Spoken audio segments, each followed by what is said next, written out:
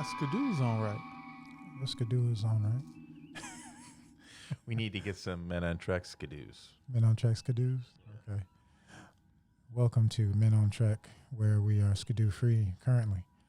This is season 2, episode 4. I'm Admiral, looks good in red, even without the skidoo.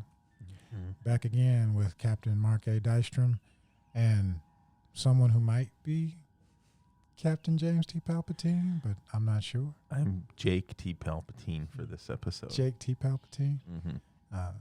Captain Palpatine expressed grave concerns about appearing in this particular episode due to his utter hatred of a central character to tonight's episode. Well, on top of that, the reason for the skidoo is two bald black men look too similar on T-shirts. Yes, we do. So We do. one has to have a skidoo. One of us is clearly older than the other, but the T-shirt failed to differentiate. Two bald black gentlemen with glasses. Take yours off, Admiral. Who resemble, but I can't see. I need to get some glasses that have no corrective lenses in them so that I can. Yeah. You guys have the same. You wear the same glasses. No. Yes. Style's a little different. What? How? Where? They're both. They look exactly the same. To No, me. his is more rectangular. Look at the Yeah. outside. His come in a lot more. Oh, okay. These are clearly better. All right. And I have blue filter. Oh, gotcha. But I got a skidoo. He does have a skidoo. Good. I left my skidoo at home. Yeah. Oh, in case you care, this is tonight's episode, season 2, episode 4 is about Mudd's women, if you care. And it was season 1, episode 6, originally aired October 13th, 1966, and they didn't have any skidoos either. Let's rename it Mudd's Ooh-wee. No. I don't think the word ooh-wee should even be said in What, this. you going to run these women down? Oh, You all going the to way take ooh-wee status from them? down the stairs. They're Yeah. ooh-wee of the week. No, They're not the only even. ooh-wee No. outside of Ahura that's on the show. Not even on the pills. No, Mm. no. Mm. I protest. Mm. Don't even say the word. Poor ladies. You hear, Admiral? Poor. That is the exact. Yes. You need to, Yeah, need to write in, don't take this from him. Poor. Male Take it. chauvinist Admiral. No, I have an opinion. In my No, you're not opinion. allowed an In opinion. my It's just opinion, different that is- tastes. Yes. Just in different Some Wow. some good, some not. You're not allowed. No. tastes. Admiral looks good in red, likes attractive women. Yes. Yes. Bring back. So does Captain Daystrom. But this is the best we got in this episode. You got to rock See, with it. That's the difference between us. I will not settle. So, I wonder how many women out there would take the pill if they had the opportunity. doesn't this pill come from Revlon? Don't they have this now? We'll God. find out in the episode. If they don't, I mean, I know they've got that. I know they got that Bondo for your face. I want to make sure that the audience understands. I'm talking about the pill in the episode and not the pill at the pharmacy. The answer is yes to all of the above. Well, we'll find out. It's 2021. Do you know? Star Trek ladies. Well, it's not only for women; it's for men. Yeah, It it does. works both ways. It's unisex. Yeah, It Works was both very ways. cosmopolitan. it's like sustanon and growth hormone. No, it's like some blue genie said, muy macho. Muy macho. Phenomenal cosmic power.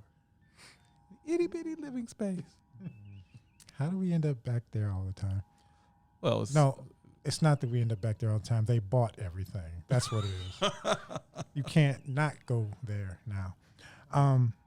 So, when our episode opens, the Enterprise is pursuing a unregistered ship, Class J Class J cargo ship. cargo ship. And in the remaster, they give you some pretty cool Yeah. visuals that just talks you through in the old episode, as I recall. Mm-hmm. Early in season 1, so a lot of the little quirks that get hammered out later, who are still in gold. Yep. Spock still kind of smiles His- a bit. right, and Yeah. his coloring is not hammered down Yeah, yet. he's still a little bit He purple. got a little bit too much rose on his Yeah. cheeks. He's not green enough. He's a little purple. Yeah. Just a little. And then who's the helmsman? Who cares? I missed his name. I missed his name, but he's clearly the oldest helmsman in Starfleet. He's a rough-looking dude. Yeah. See, Captain. I'm calling out everybody who's not up to snuff today. Well, he doesn't have to be handsome, but he shouldn't look like he's 90. That's a guy who missed the promotion train, Several. and he's going Farrell. to retire. Farrell. Yeah. Farrell. He's going to retire as a helmsman. So you're having a lot of fun, Captain Palpatine. Or Jake Jake It's Palpatine. our good friend Jake. Farrell's 90. 55 at least. But what I find interesting is that it's an unregistered ship. And you would think in space that you really need to register it? Well, so far in Star Trek, during this portion of the Federation, that they are also patrolling. They're cops. They're cops. They're They're fulfilling the function as Well, not cops, Coast Coast Guard. Guard. Yeah, they'd be the only Coast Guard. law. They'd be the only law out there. Why would you need a law? Because people do. Why that. would I need to register my ship with the Federation? Taxes. You ever heard of the Orion pirates? Taxes. As long as I'm not doing any pirating, you shouldn't stop me. Taxes. I got to be able to scan you and know who you are. Why? If I'm not attacking you, what difference does it Is make? your car registration not out there in your car? The whole point is You don't. Mud was- space is not free. Mud was riding dirty. You Space sure is was. not free. No insurance. You just don't go buy yourself a spaceship and go do what you want to. They also pointed out in the episode later on that you have to have a captain's license. Masters. Master- Yeah. A master operator's license. Yeah. Well, and this actually holds up in Star Trek even going forward. What they're putting forth is nobody in Star Trek just has their own spaceship just tooling around doing what they want to do. Spaceships are either business vessels or military vessels. I heard it somewhere. I can't remember where it was, but you guys remember what a term called regulated space?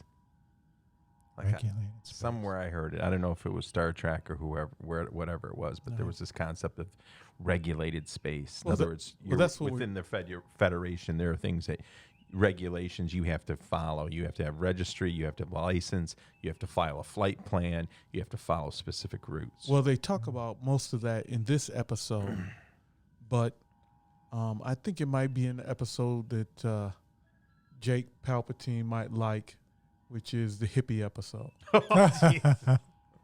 Read back to Eden. Yes, Return to Eden. I'm sure Jake Palpatine likes that episode.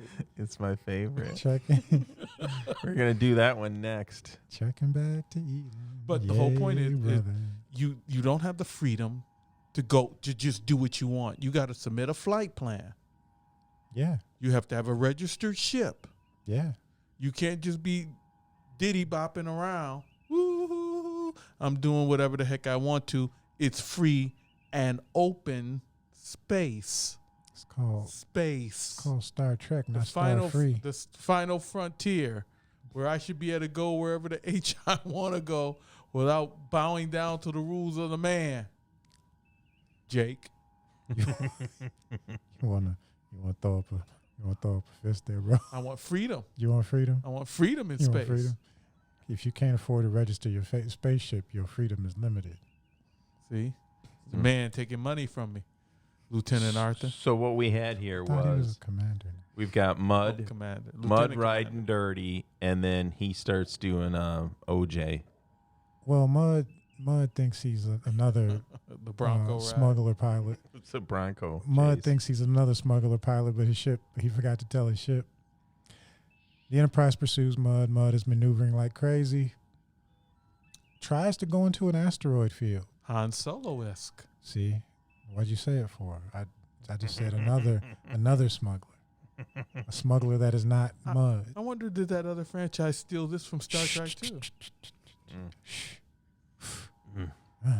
Big Imperial ship, a little small J-type cargo ship, runs to an asteroid an field to asteroid get field. away. But the ending's different. I wonder. But the ending's different.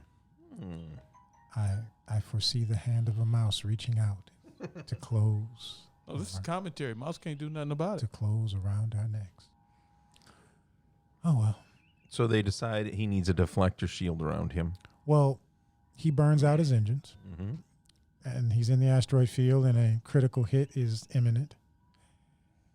And the captain is offered. The captain knows he has an option to extend the shields around the ship to protect it, to give them enough time to get close to beam them off.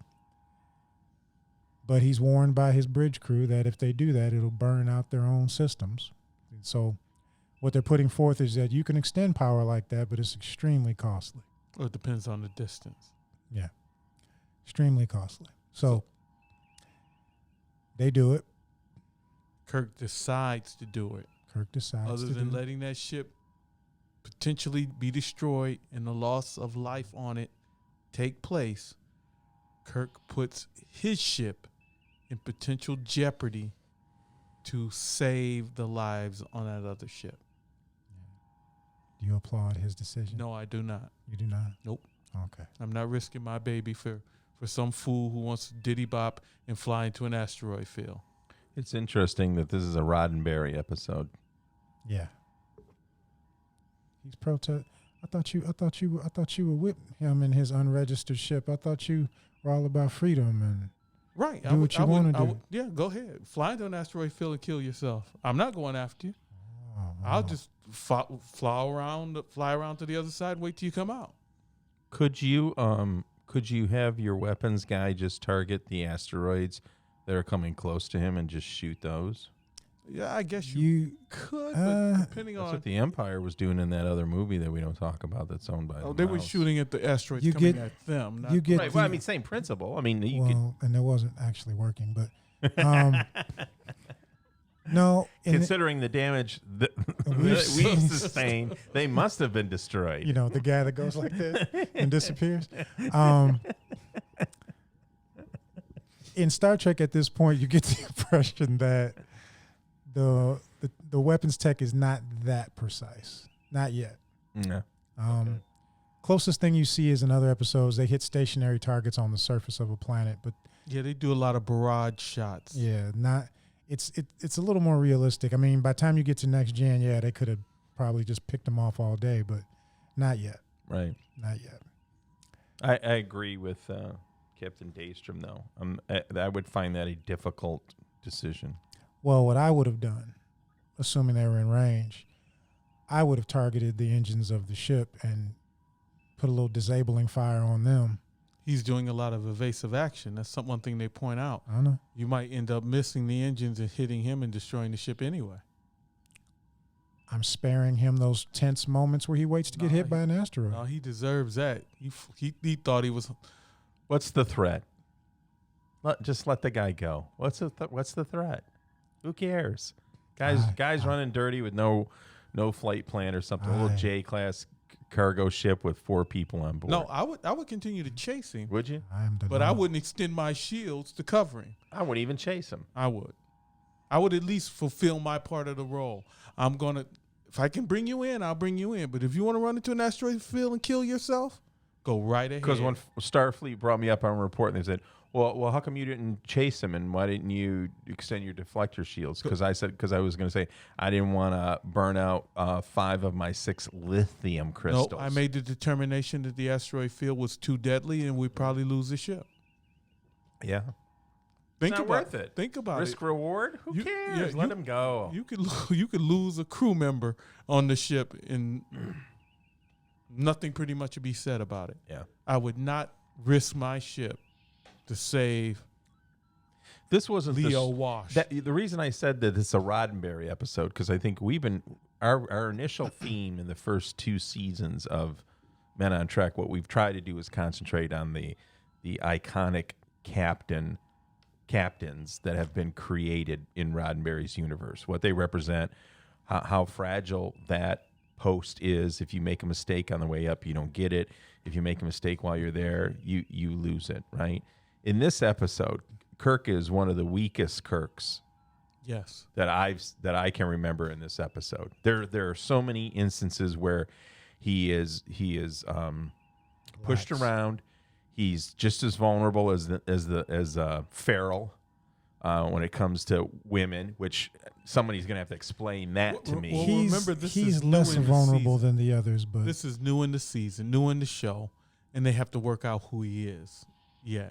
But we'll get to a part of the episode, and you know where I'm going with this, where I'm going to let some dude push you dude around. tell me what I'm going to do or not going to do when it comes to my ship burning up in an orbit. Like I said, the show, according to Captain Daystrom, would have been short. Been short episode. They burnt up. They got hit by an asteroid. We couldn't save them. Daystrom's log: pursued ship into asteroid field. Ship was destroyed. Moving on. Palpatine's long noted cargo ship without proper registration or identification beam. Noted such continued beyond. But see, they're going to ask you, why didn't you bring it in? Why didn't you chase it down? Didn't think it was a threat. Admirals. No, you're the admiral. What would you tell me to do? Admiral's log. Intercepted unregistered ship before it entered asteroid field with barrage of disabling phaser fire. All hands on said ship were lost. All hands on said ship were lost. Oops. See, blast you, Admiral. Blast you. Okay. Blast them. Yours would be absolutely right if you know what's going on. You have foreknowledge, so you can take the shot early. He started evasive and then veered to the asteroid field. I don't have foreknowledge. Captain Palpatine. I don't have foreknowledge. I have do as I say knowledge. Jake, when I hail you and say stop and you don't, Jake Palpatine you get the phasers. Jake Palpatine just let him go. When he turns in his log, there are going to be questions. Me? I chased him, and they just happened to die in the asteroid field. I couldn't extend my shields to help him. I am the law. when I hail you and say pull over, that's acceptable. What I'm saying is not over. wrong. Your way and my way doesn't put us in jeopardy. He's not in jeopardy. He didn't even chase him. He's the only ship in the quadrant. Why would a starship chase? Because there's an unregistered ship. And they're supposed to be registered. What do I care? I don't care. If this was a season 2 episode, you'd be fine because you would have had a tractor beam. But this is season 1. Oh, yeah. You don't have that yet. Yeah. So either there's a requirement of Starfleet vessels to do what Kirk did. Well, they're actually, or there isn't. As you mentioned, there is because they're operating in a Coast Guard type mission profile. Jake Palpatine would lose his captainship. No, he wouldn't. Bring back the regular Palpatine. He just have to question. He's got to answer some questions why you didn't follow the regulation. And if I'm sector commander, he's all good. Yeah, but you're not. If I'm sector commander, he's all good. You're not. Yeah. He's gonna meet the other black Cochrane. Yeah, not Cochrane. Court Marshal. He goes all the way into the movies. Yeah, Commodore. He goes all the way into the movies. He's a Commodore. I can't think of his name. No. Anyway, we know who we're talking about. Racial equality in Star Trek is magnificent. Okay, bring us up to speed. They're speeding into the asteroid field. No. Right. They lose their engines. The Enterprise envelops them in the shield at great range. Because the J-class Starship loses its engines and is floating in the atmosphere, the asteroid field. It's going to be destroyed. Where a straight asteroid might impact. The ship that size must have been destroyed. But they do extend the shields, and they begin to burn out the Enterprise's systems pretty rapidly. So things begin to overload, and they begin to lose lithium crystals. While Scotty, McCoy, and Spock. And Sulu. No, Scotty, McCoy, and Spock. Sulu wasn't in the room. You talking about the transporter room? Transporter room. Okay, yeah. They eventually go to the transporter room. I'm talking about the bridge. We're in there trying to beam them up. Sulu's still on the bridge. Yes. And he's calling out each time the lithium crystal. Lithium crystal. That's another point. Here in the series, they haven't quite moved over to dilithium. They're just talking about lithium. Well, Commodore Stone seems to be two different things. I don't think so. I think they just changed the name of it. Think so? Yep. Oh yeah. Because these seem to be specifically for power conduit. And that's what dilithium is. No, dilithium powers the entire ship. No, dilithium is a crystal used for the combination of the matter antimatter to power the ship. Yeah, but these are power conduits for the ship. It may be they hadn't defined it yet. I don't know. It almost seemed like it was a different component. Some hardcore techno Trekkie. He's sitting across from you. Call in. No, he's not hardcore. He's mid-core. He's mid-core. I'm soft-core now. I used to be hardcore. Okay. Techno I don't Trekkie, keep call up in. with. And I don't. For a casual observer like myself, what I just thought was dilithium. Pre-dilithium. Pre-dilithium. That's what I thought. Yeah. Okay, I'll go with it. And I'll go with it. I'm a soft core. Yeah. Tech.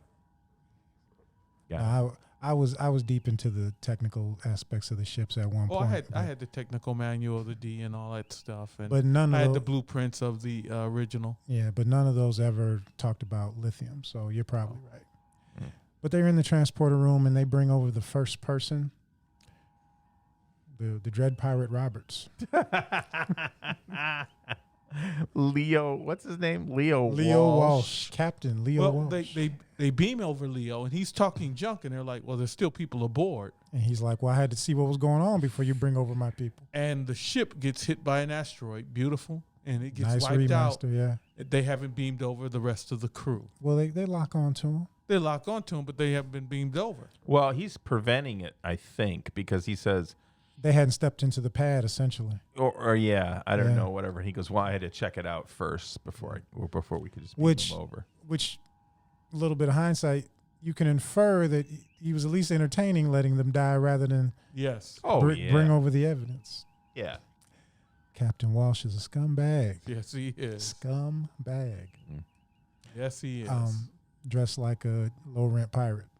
But the ship is destroyed. The J-class freighter is destroyed.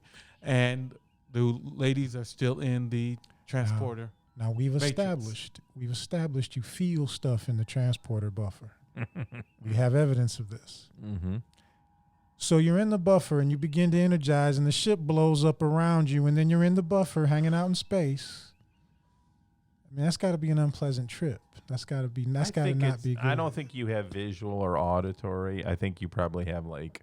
It's a sensation? Yeah, it's probably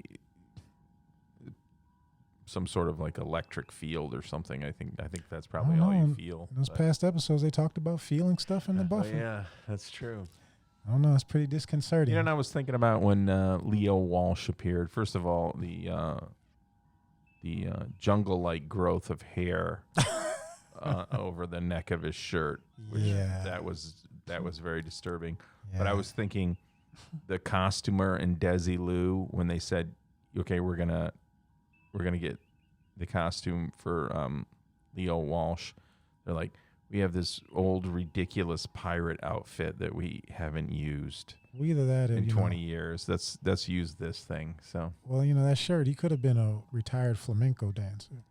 It's the belt. The belt's like 8 inches. Yeah. Well, he's got beads on his pants. As far as hair, I know a guy whose T-shirt doesn't even sit on his skin.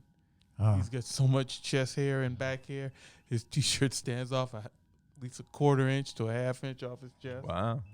So you gonna buy him some clippers for his birthday? That. Look at her. Our 13th. You gonna buy him some clippers for his Walsh is a hairy guy. That's why I call him Harry Mudd. So that is not Harry Mudd. That is Captain Leo Walsh. Walsh. So he beams over, and then the rest of the crew beams over. Call them what they are. Cargo. Women. He called them cargo. He did. They're the ooh-wee of the week. There you go. See. Where's the phaser? So, the cargo beams over. Female. Not ooey. They're not cargo. Why not a redhead? He's got a blonde, he's got a brunette, and then he's got a platinum blonde. Platinum blonde, yeah. But why not don't you think if you're going to go cliche, you should have went redhead? It's the 60s. Maybe that wasn't maybe gingers weren't a thing. Okay. Maybe.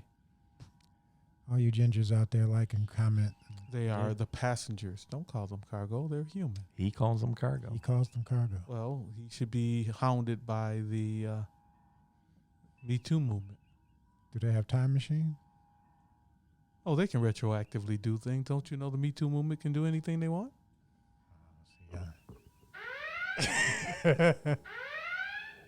And then when when the cargo beams retroactively- over, it's three ladies, and they immediately have An soft effect. focus and lighting effects on themselves and the male in the transporter room. Everyone is affected. Yes. Yep. Affected. And we see Scotty McCoy. and Horn Dog You could just McCoy. leave that. You can leave that running for the next 5 minutes. 'Cause that's the way they acted. Yeah. Yep. Scotty and Horn Dog McCoy just transfixed. I thought McCoy was going to climb over Scotty at one Yeah, point. I thought that he was going to jump the transporter control panel And what's Yeah. so funny is the way Spock is looking at both of them. and smirking. Spock's got this smirk on his face. He's got at one point Well- he looks disgusted Yeah, because McCoy has got his mouth open. It's like he's drooling. Waiting Looks like for- he's barking like a dog. Waiting for flies. you know, this episode is inappropriate. These guys get mad creepy. Oh, the whole episode, the women are going like, I just had to jump into a closet because they were just looking Yeah, at me nonstop. And Kirk's like, yeah, I'll have to talk to them about Is that that. what it's like, ladies? Is that what See, it's like Kirk is walking trying to down the protect street? them. But let's move on. Let's go through it because we got a lot of inappropriate things to cover. As it turns out, yes, we do. Once again, as a disclaimer, this is 1966. 66 So don't get too October. mad. Don't get too mad at them. This is a pre-Halloween episode. Maybe it was supposed to be scary. Look at McCoy. Yeah, he's transfixed. You could hit him upside the head with a Well, brick, and you he's know- not going to look away. You know, though, I mean, DeForest Kelly once again delivering that fantastic range, his visual appearance. I mean, staring transfixed, unblinking, little drool running down the chin, just really delivering. You know how Lucas goes back, or I'm sorry, that gentleman who created the other science fiction the other empire. the other gray-haired creator. Yeah. You know how you can go back and CGI things? Yeah, You know, where it can have like maybe an iconic hero not shoot first. yeah. Okay. Yeah, don't do that. What I would do in this episode Oh, is when shit. those three got off the transporter pad. Put in true ooh-wees. No. I'd have them. See, I'd have you them. just admitted. I'd have them smoking. They'd be like throwing it on the floor, grinding it with their toe, and That's not what yeah, they're I'd have 'em portraying. you just smoking. admitted. You just admitted Of course I did. they are not. They're not, but they're the closest to ooh-wee you're going to get this No, week. stop. See, it's either They are it is, meant either it is or it isn't. by the show's standards, or by what they're portraying. They are meant to be ooh-wees. They're average women. We're going to they get into it. That's what the fail. pill does. They fail. Yeah, they fail, but the pill has no true effect. So they use average women, and they are supposedly taking a substance to make them ooh-wee Why you to jump? Why mail you around. Just we're there now. you just went. Because you kept attacking my status of And giving I- them status of ooh-wee. And I will continue to press my attack. Well, then we have to go on. Yeah, I did it. I did it to myself. You did it to yourself. I did it to All right, myself. let's roll on. So They take Leo and his cargo to the to see the captain. to the captain's quarters. Captain's Well, quarters. captain says, "Bring that knucklehead to my quarters. I'm gonna let him have it." And I give Leo credit though. He's not. You just got beamed on board a military ship. He's cunning. That not even so much that he's unflappable. He's cool under pressure. He's just rolling with it. He's like, okay, I'm here. He's a con man. he's a career criminal. Oh yeah, Yeah, He's it's a not the first time he's a been. career criminal. Yeah. He's a con man. You don't be a Scumbag. Not that there's anything wrong with that.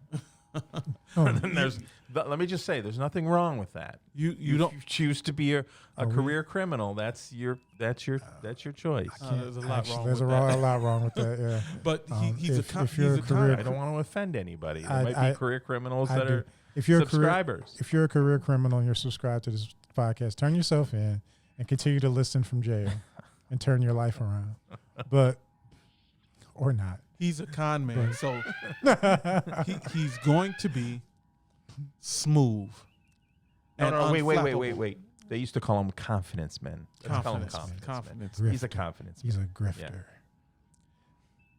So They will him before the captain. they run him before the captain with his 3 people in tow. And he rolls in and he's talking to the captain like, hey, and actually trying to make Kirk believe that it's his fault that his ship got destroyed and kind of trying to work his way into some recompense. What's interesting when you the movement from the transporter to the captains, they start playing that show music. Not The dreamy music. no, not the dreamy music. No? It's the dun, dun, dun, dun, dun. It's that, yeah. It's that walking music, and they pan the burlesque music, and they pan to the women. It's the sunglasses as they walk by, and they pan to the male crew. Yeah. Gawking. There's a guy hanging off a ladder. Yeah, he stops going up. That's right. He stops going. He backs back down so that he can catch a sidelong glance. Yeah. So my point is, in the show, they are supposed to be ooies at this point. No, they're having an unnatural effect. They're the sirens There's sirens. Harpies. From They're having an unnatural the effect. Odyssey. They're having an unnatural artificial effect on the crew. But they're supposed to be. They're portrayed as ooies. That's a. I'm not saying they are. That's a 5 projecting like a 10. It doesn't matter. It's not good. So going to the captain, we get the effect of these women beyond the effect in the transporter room of Mccoy and Scotty. It's everybody. Every male that sees them is attracted to them. They're the sirens. They're the sirens, absolutely. Yeah. Now, what I like about when they get to the captain's quarters, I found quite funny, is that smirk that Spock's got on his face when he brings him in, like, I can't wait to see what happens to Jim when I lay this on him. Spock's got this crazy smirk on his face, like he's looking for the captain to get hit by these sirens and be like, oh. It's interesting in the turbo lift, though. He tells the ladies, go ahead and turn it off with this guy. Yeah. Because he's a Vulcan, and it's not gonna you're work. just wasting your energy on him. Yeah. They try. So he can control his emotions. You don't need to. They try to waylay Spock on the turbo lift, and he's like, forget it. Yeah.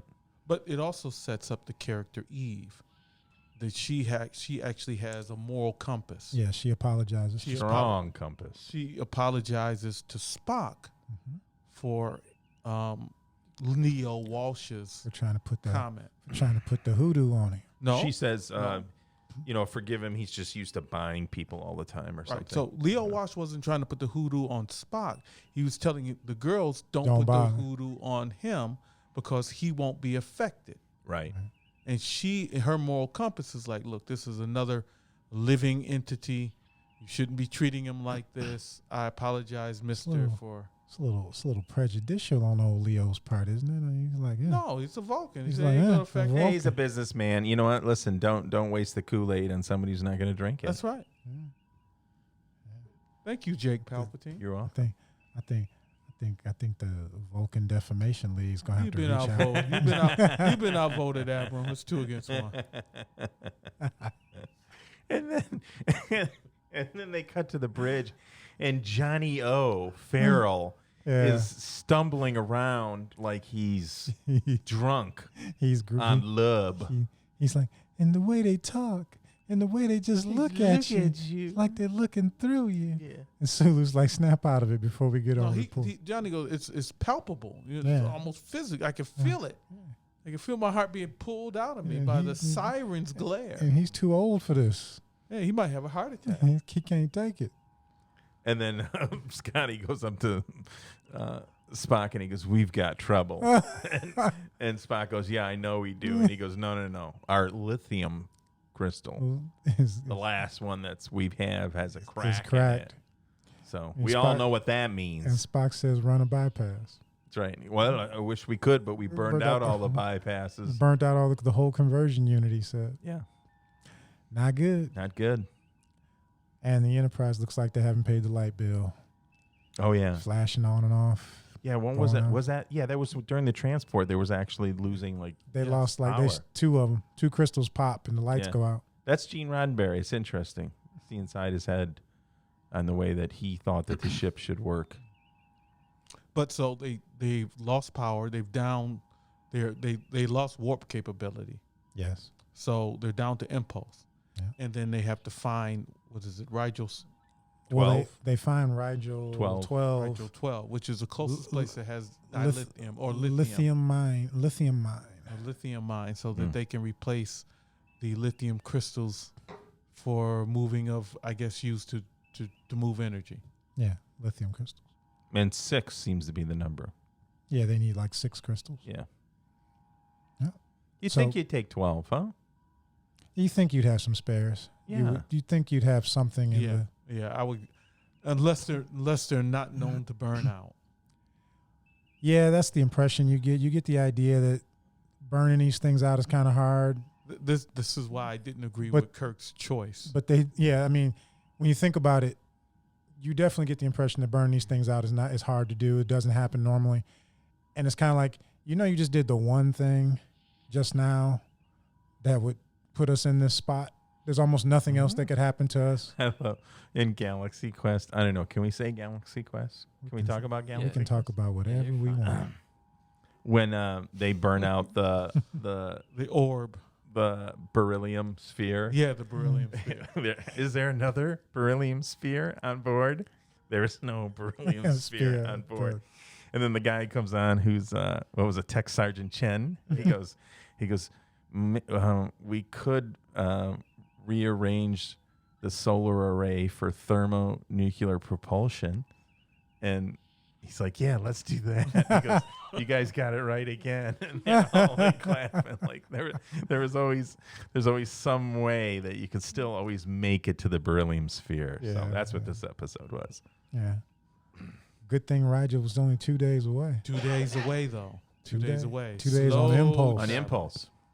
Slow traveling. Well, full impulse is like 1 times or just short speed of light. So truly, they would be further than 2 days away. What was the Gary Mitchell episode? Remember, they burned out everything at the boundary. When they hit the boundary, they really hammered the ship. Yeah. Yeah, but to get back to where they were going to strain him, it was a week or something. No, it was.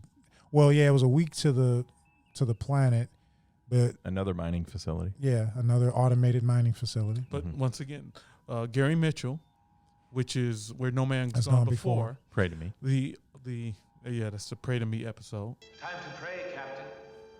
The mining colony is fully automated. There's nobody there. Here at Rigel 12, isn't it? Yes. Yeah. There's a mining colony. Miners. And there's only 3 people there. You got a galaxy, but you might come to a planet where there's nobody there. Yeah. It's interesting. I mean, in most storytelling, you go to these places and there are these vast complexes and there's hundreds of people there mining something, pulling something, whatever. This is probably a little more realistic. Yeah, this is like the treasure of Sierra Madre. It's like 3 prospectors out in the middle of nowhere in a super hostile environment, and no one would go with them. Mining this hyper valuable substance. Yeah.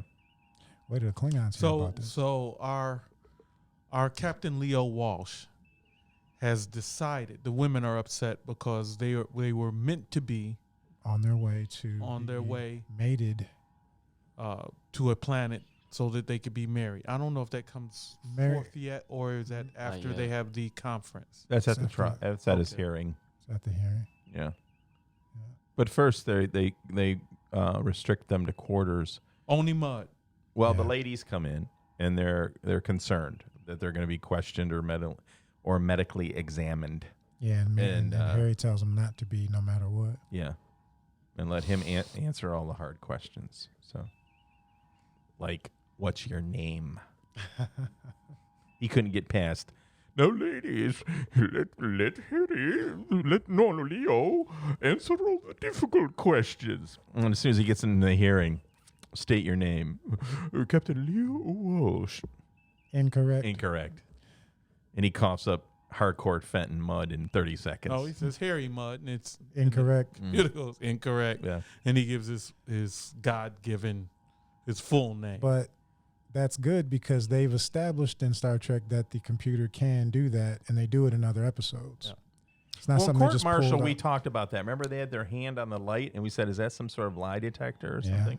We've questioned that before on Men on Track. Yes, we have, but there's no light here, and the computer can just do it off of, I guess, the inflection. Voice inflection. Yeah. Voice inflection. It So he knows finally you're lying. comes up and says, "I'm Harcourt, Fenton Mud," and the search is done. And guess what? There is do you have a record? Any convictions or And he says, no, incorrect. right? And then the record is pulled up on our beloved Mud. And it's really kind of white collar crime, isn't it? Though they stole a ship or with fake money and stuff. It's not like he's killing anybody. Grand theft is not white collar, man. You know. Although, what struck me about his record is he got off. I mean, he got acquitted of a lot of heavy stuff. You know, they got all these things like he bought a ship with counterfeit funds, did this, did that, suspended sentences and psychiatric treatment. Psychiatric treatment effectiveness disputed. Yeah. That was his sentence. Oh yes, you're right. That's all he got. He didn't get put in jail. He got psychiatric treatment, but the response or being checked out, they said the effectiveness of the treatment was disputed. Ties into another Star Trek episode. Well, that shows you how mentally strong Mud is. It also it does that too, but it shows you in this. He's a smuggler in this world, yeah. He's a smuggler and a confidence man. Yeah, and a human trafficker and a drug dealer. He's not trafficking humans. They're willingly going. He didn't put anybody in chains and take them. These ladies have decided in his unregistered Starship. And don't we find out? Doesn't matter if it's registered or not. He's not smuggling anybody. Don't we find out that the drugs are a placebo too? No, the drugs are real. Oh, okay. And you know shades of pimping too. No. Oh no. These women are willingly going. He's not giving them momentarily and taking the women back from the men. Is he getting paid? Yeah, just like anybody. The movie Hitch. What's that? You know what it is. A movie where the spaceships an individual. Spaceships in it? No. An individual sets up connections between men and women. Anybody get shot? No? What is that? So if we look at it, he is Star Trek's version of... Wait. I know a movie you're talking about because there is a ooey in that movie. Yeah, there is an ooey in that movie. But not in this episode. So yeah, now I know what you're talking about. Now I know. Hitch. Yes. And somebody does almost get killed in that movie with fish. It doesn't matter for those who are listening. There's a fight scene in it too. The movie Hitch. Who's the main actor? I don't know. Come on, Will Smith. His job is to set up men and women. He doesn't introduce them. He helps those who already know each other to make a solid connection. Mud is transporting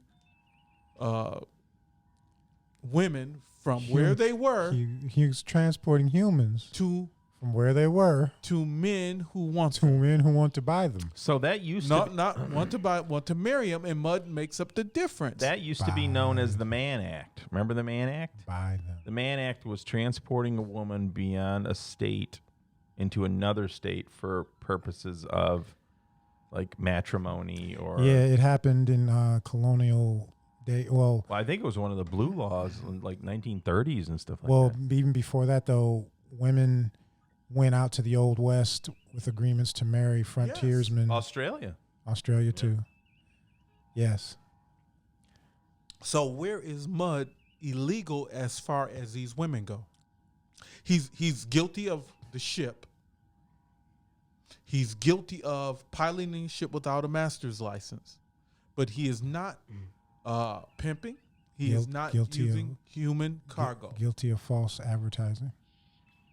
Presenting 5s as 10s. He never rated them. Presenting 5s as 10s. Using an illegal substance. Guilty. Put him in prison.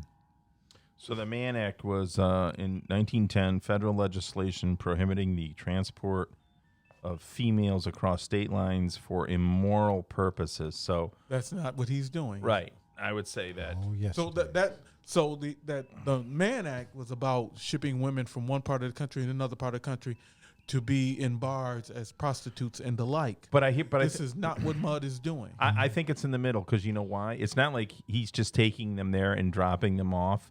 They are going to give him money. Yeah. Right. Well, he's getting paid. He's selling them a willing it's person. A finder's fee. And he got phony coverings on him. It's a finder's fee. So, but I ordered a 10 and you brought me a 5. Any of you boys and girls that sign on to dating apps and pay money, swiping left, you are doing the exact same thing that Harry Mudd is doing. Shame on you. It's the exact same thing. Signing on to a dating app, and putting your name out there for a certain amount of money that you get listed is the exact same thing Harry Mudd is doing. You have to pay for Tinder? No, but you do have to pay. You can. Or you for can like perks. You can buy greater results. Yeah. I didn't know it's that. the exact same thing. Match.com and eHarmony. Oh yeah. You gotta pay. Yeah. You pay for that. So where's Mudd wrong? So is Match.com wrong if a woman dresses her photo up real good, and then when you actually meet her, she's no longer a 10? No. Ain't that catfishing? Ain't that what they call catfishing? Catfishing. Yep, that's catfishing, ain't it? Yep.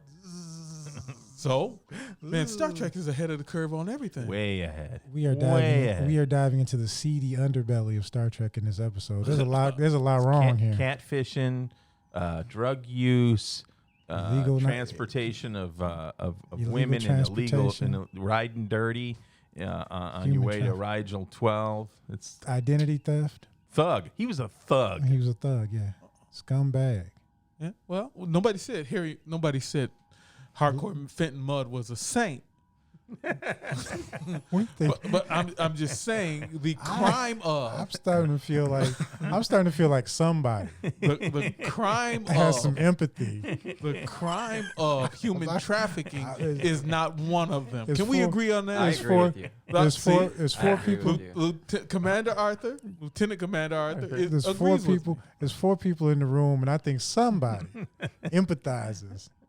Somebody may see himself in some remote way very much like. Somebody's empathizing with no, Harcourt scumbag.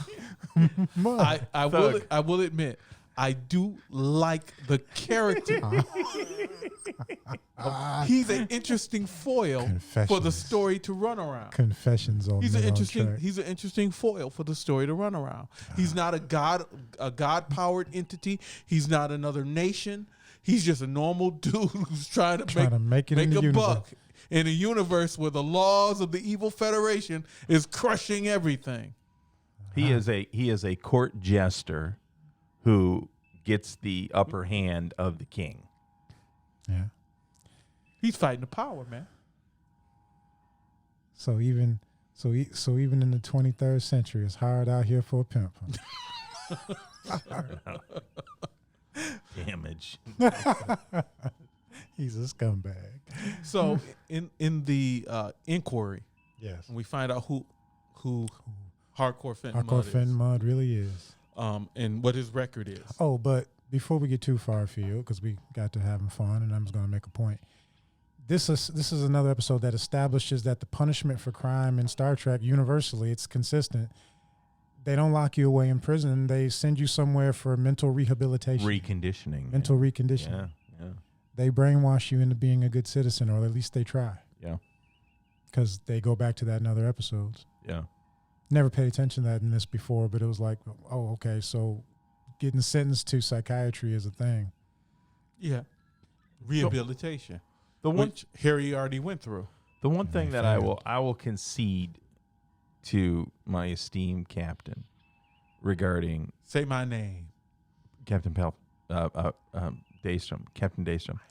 What I would say is that Harcourt Fenton is played in multi dimensions. Yes. Like he's over the top with the accent and everything like that. But when he gets serious, and he does a couple of times in the episode, menace. There's a menace there. You can tell that he's playing the clown, but he's very much like the Joker. Yeah. You know, I'm going to give him that. Like outside, he looks like a buffoon, and there's this and that. Yeah. But when he gets serious, there's menace to him. And here's the thing: he's capable. Yeah. He's a capable person when it comes to if he has a plan and he needs to go from A to B, and you're in the middle. He's going to roll over the top of you, and it's not going to mind it. He's not going to mind it that much. And without a doubt. That's what I was getting at when he meets the captain. He's meeting a Starship captain, and we spent a lot of time talking about how big a deal that is, and he's not pressed. No, he's not. He's like, I can handle this guy. Oh, he looks at it as another opportunity. Right. He's like, I can handle this captain. At one point, guy. he's like, you're going to be taking orders from me. Yeah. Yeah, he should have got jumped on for that. But tell my red shirts to beat a guy after him talking about me like well, that. He's got 3 sirens in the room, and all they're thinking about is, Yeah, that's true. That's true. I'd have got some female guards and been like, look. There you go. Work him over. There you go. But, yeah, so Harcourt, I mean, and I guess a testament to the acting is how much you hate the guy. I despise Harcourt Fitman. Oh, can I? I'll give you an example. Gary Oldman. Yeah. His first 5 or 6 roles I saw him in, he played like in the The Professional or something. He played the corrupt cop, the cop, everything, and then he was in and Romeo's Bleeding. Romeo's Bleeding, and then the corrupt cop again. Yep, and then he was in Dracula. Yeah. Yes. I hated Gary Oldman. Oh, he's a good actor, though. I know. He was so good, I hated him. Make you hate him. Yeah. But from the standpoint of the episode, the hearing, and all the truth is brought out on who Mudd is and what Mudd has done. And he had an operator's license, but it was revoked. And that he tells a story that he's taking, which he calls the cargo, the women, to find husbands. So that they've already arranged to be married on a settlement planet. On the settlement planet. And Eve gives her story. That she grew up on a mining planet or farming planet. With just her brothers. Taking care of them. And no man to take care of her. Right. And she was willingly going, and she goes, this is a story of all the rest of us. And she gives a portion of the other women's stories. Right. Mudd is fulfilling a role that nobody else is willing to fulfill, although he's breaking rules to do it. And here's the final nail in Mudd's coffin that's brought out kind of in passing. Leo Walsh is a real person. Oh, yeah, he's co-opted. And he was a licensed captain. And Harcourt says he died suddenly. Well, doesn't mean Harcourt did it. Oh, yes, it does. Harcourt Finn Mudd is Jake Palpatine. You want to chime in on that? Harcourt Finn Mudd is a murderer. I was thinking about it, and I'm gonna say I think he just stole his ship. I think he murdered him. I think he stole a ship. I don't see Mudd killing anybody. Mudd said Leo Walsh was dead. I know what he was implying. I don't see his character doing it. Didn't you just liken him to the Joker? Yeah. Murder. So you're assuming now this assumption is not made in the episode at all that he murdered anybody. Murder. Putting him down for murder. I'm assuming he stole the ship after the guy died. It's because you like him. Yeah. Okay. Now maybe he had an accident in an airlock. Tripped and fell down the stairs. Tripped and fell down an elevator shaft and landed on some bullets. Bullets. So during the ashes ended up in a dustbin after a phaser accident. During the hearing, Mudd flips over and says, "I'm now devoting my life." No, I have devoted my whole life to it, and the computer says incorrect. He goes, "Well, I will devote my life after this to bringing people together. I'm going to be your, what's the name of it? Matchmaker, Matchmaker. wingman. Yeah. I'm going to be the matchmaker of the future, and I'm going to bring these poor women Pimp. to rich men who are isolated, who need companionship. Man, that's a very important thing. Mail order. That's mail- a very important. mail Can't you order. see the emotion I'm projecting? He's trying to help humanity grow in the cosmos, and you guys want to put him in jail. I wish He's we, fulfilling a very needed role. I wish we had Superfly ready to key up just so I could play this while you're talking. So what? He breaks a couple of rules. Murder ship captain, steal ships, Commander Arthur, transports I illegal. promote you for this question. I don't want that question. But our society now goes on Match.com and all these other, and they pay money so that they might be matched up. Swiping. And this is what Mud is doing. Swiping. So I think the difference is now in Match, I pay money. Just to have access to people to choose from. Right. I don't think these women are paying Harry anything. No, they're not. The men are paying Harry Yeah, for the women. for the women. In that, It's still a woman's choice. The women still get to choose whether or not they want those men when they get there. We'll see that later on in the episode. But okay, You fighting hard for Harry. So they have they have the hearing, and it doesn't look good for Mud. And Eve cries to the captain, "What about me? What about us ladies? You big powerful captain are going to throw Harry under the bus, putting the whammy on and we're going to be left with nobody to help us." She's putting the whammy on it. and luckily somebody turns the lights on and off a couple times. And gives Kirk out. Gives Kirk an out and saying that the last lithium crystal has given out. But let's not blow past that. Let's look at it. Who's going to be? Yes, defense attorney Daystrom. Who's going to help the women? Because the system, the man, Because only Harry can. ain't helping them. And Kirk really doesn't care to help them. He's not thinking about it. He's only fulfilling his duty. So when they get in the dilithium crisis, Lay on, sir.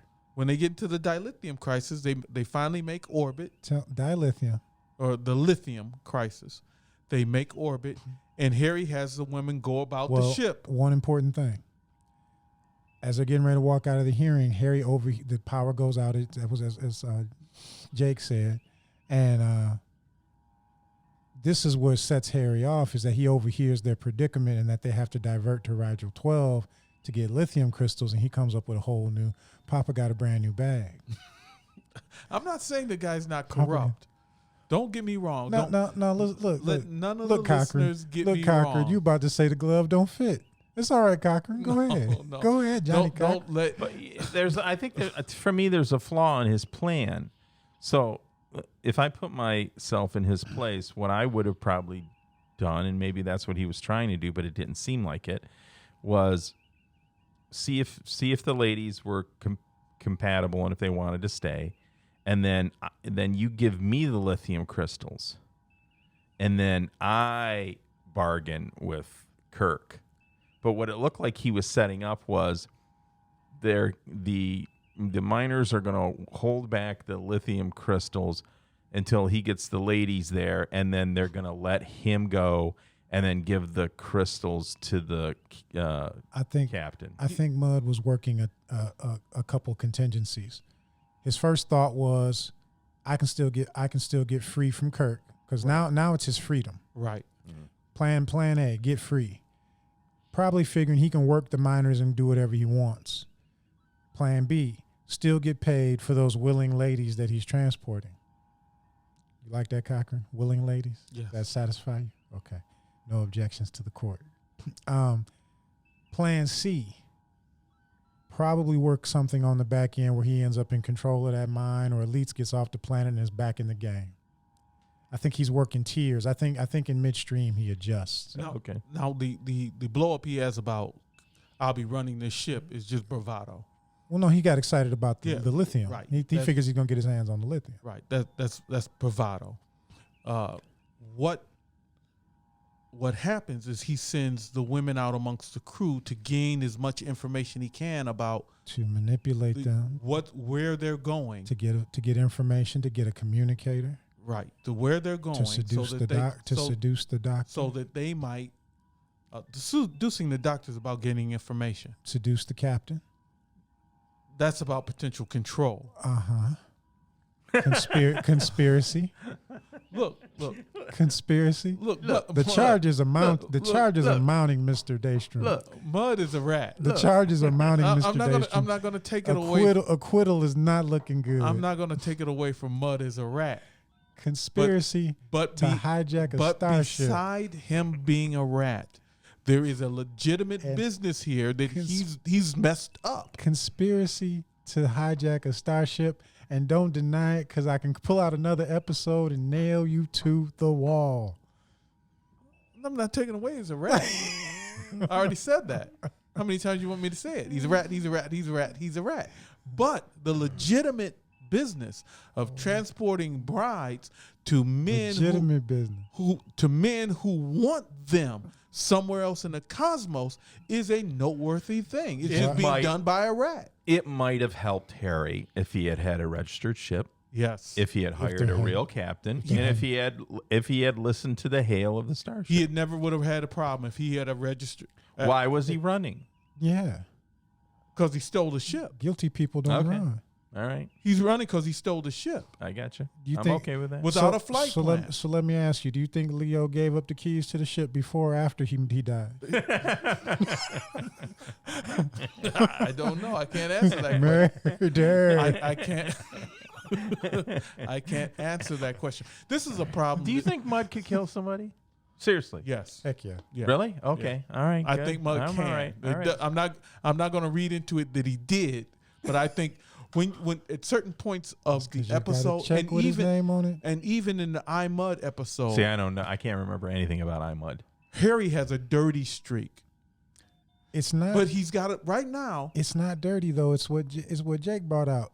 Dude, underneath the buffoonery, dude is ruthless. Yeah, he is. He is. My whole point is there is a legitimate business here that's being messed up. What legitimate business is that? Transporting potential wives to men who want them. Altered on an illegal substance? Guilty. They're still women. You selling 5s for 10s on an illegal substance. So what? It's wrong. It's wrong, but it's still a legitimate business, even if you took away the 5. Took away the drug. Everybody listening right now that ever got victimized by a filtered picture online when they swiped right is not agreeing with you right now. But the point is, not every picture online is filtered. There are some people. You haven't been online lately. Yeah, I haven't. I'm married. You haven't been online lately, have you? All right, so Kirk goes to his cabin. It's bunny ears and no wrinkles. And Eve is there, and she starts to try to seduce him. And they get she gets close, and then she says, "I can't do this." And can we stop and have a PSA about door locks on Star Trek right about now? No, this is 1960s, man. Yeah. Can we stop and talk about how? But I'll tell you what, even if there was a door lock, she probably would have found out from one of the guards how to get in there. No. I'm sorry. Marlena was in his cabin. That was in Mirror Universe, and she lived with him. That's true. But it happens over and over again in Star Trek. People just walk in your quarters. You go in your quarters, and there's somebody with a knife. You go in your quarters, and Khan's in your quarters. You go in your quarters. You go in your quarters, and Eve's in your quarters. You go in your quarters, and evil Kirk is in your quarters, trying to rape you. Yeoman Rand. What you looking at me for? Because you're defending criminals, so I figure I'm talking to you about it. I'm defending the legitimate business. So I want to take a moment as the Admiral and talk about the importance of locking your doors. On the ship, off the ship, lock your doors. Lock your car doors. Lock, you know your roommate's creepy? Lock your bedroom doors. So. All right, I'm done. So Mutt sends the women out amongst the crew to gain information of Rigel 12. So that he can plan and steal it. And that's exactly what Mud does. And to get the oldest helmsman in history is to give her a communicator. doesn't not only show her how to work it, gives it to her. And the frequency. And the proper frequency to talk to the planet. Yeah. Well, it's a manipulator. Dude, Confidence, man. If Farrell had been found out, he should have been blown out of airlock for that. That's way beyond leaving a switch open. What, give him the communicator? You handing over government property to an unauthorized person, giving frequencies How do you know to she talk. just didn't And pick the the... Admiral is wearing his oak leaves on this episode. How do you know? How do you know? Woo! But I know you don't. That while Farrell Wearing his oak leaf. Farrell was in his days, Here comes if the glove don't fit. Here it comes. how do you know Farrell in his days of smelling the sweet aroma of her Lieutenant Commander did not pay attention? Lieutenant Commander, fast forward to the scene where they're walking down the hallway and he hands her the communicator as Exhibit B.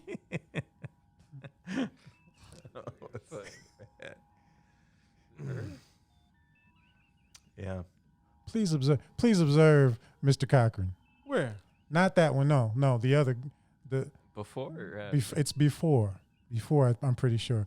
Walking down the hallway and Farrell hands over said communicator, Oh, is it Farrell? Yeah. It's Farrell. Oh, that's funny. said piece of government property. Yeah. Yeah. That's a tough one. Well, maybe. I don't know. I don't even want to try. Time I get done with you, Daystrom, you'll be a commander, and everybody will be in jail. It's just a scene in the hallway. I don't remember exactly where. It's right before that. So, look at that. Will you look at that? No, that's her giving it to him. Yeah, but there's a scene before There's a that scene where she gets it. where she gets it, and Farrell just hands Short it to her. scene. Yeah. It's just Yeah. a quick Farrell clip. wasn't in his right mind. That poor crew member was dosed up. You saw how he was He dealing was with early. he was way affected. He was having trouble walking. Right. So you're gonna hold poor Farrell accountable I'm going to make when he's on the dosage. I'm going to make sure that Farrell does. He's on the ooh-wee juice. See, the juice is ooey. No, they have a name for it. Yeah, I'm going to make sure that Farrell isn't burdened with these responsibilities any longer. I'm going to give him something easier to do, like work at an ice cream parlor. That's what I'm going to do. If I don't blow him out of airlock over Rigel. And No, then it there's doesn't show him giving it to her. Yeah, Oh, it does. yes, it does. Yes, No, it it does. doesn't. Yes, it does. Give it up, defense attorney. Give it up. They're walking down the hallway, Here it is. left to right. Watch, here you go. Look, there you are. Oh, there's the handoff. No, see, it's still in his hand. No, it's not. Yes, it is. Might Back be. it up slow. He never gives it to her. Okay, it's in his hand. Watch. Okay. She reaches for it. See, it's still in his hand and he closes it. But when she gets He- to Harcourt, when she gets to Harcourt, But she gets to right, it's still in his hand and he closes it, right? Right? Yeah, but Right? So that we don't Did know they- if he gives it to her. did they find him? Did they find him dead in the hallway later? She probably picked his pocket. No. It's on that Velcro strip on his belt. It probably fell off. No. He did not. You do not. It does not show him giving it to her. Man. Admiral, does it show him giving it? If the glove does not fit, you See, I must acquit. do. See, didn't you just defend him earlier saying he was under the influence? He was. So he didn't give it to her under the influence. We don't know, but it does not show him giving it to her. So he's innocent because he was under the influence, but he didn't do it anyway. No matter how she got it, No matter how she he's got it. under the influence. So when a crewman captain honestly leaves a switch open just because of good old fashioned human error, what happens? But this wasn't human error. It's there's a Ha, supernatural. ha. What happens? There's a greater than human That's what happens when initiative going on Pharaoh. That's what happens when fives pretend to be tens.